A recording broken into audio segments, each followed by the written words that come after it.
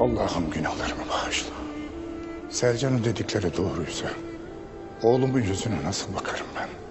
Canımı al. Bu utancı bana yaşatma.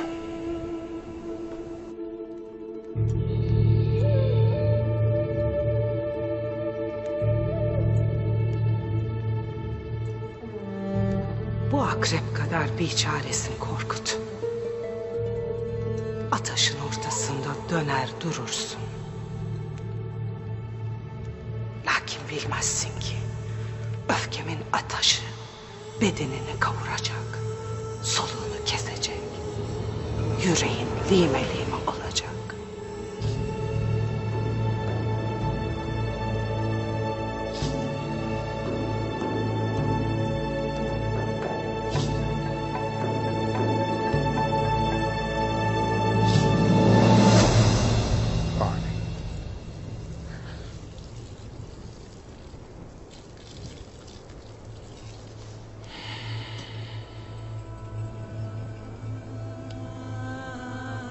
Gayrı gelinini otağıma getirme vakti geldi ana.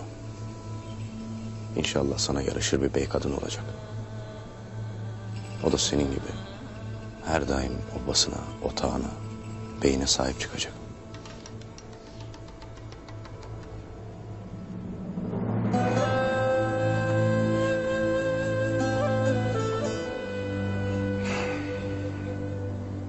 Keşke bu mutlu günümde anam da yanımda olaydı. O hep bizimle baba. Hep bizimle. Sana da torun kucaklamak nasip olacak inşallah. İnşallah evlat. İnşallah o günleri görmek nasip olur. İnşallah.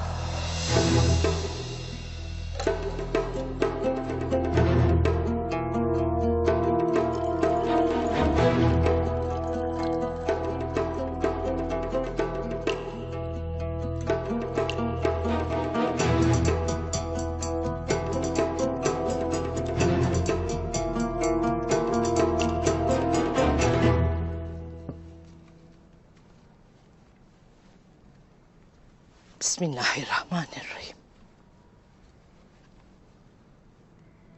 Hayırlı kınaların olsun. Mutluluk kınaların olsun.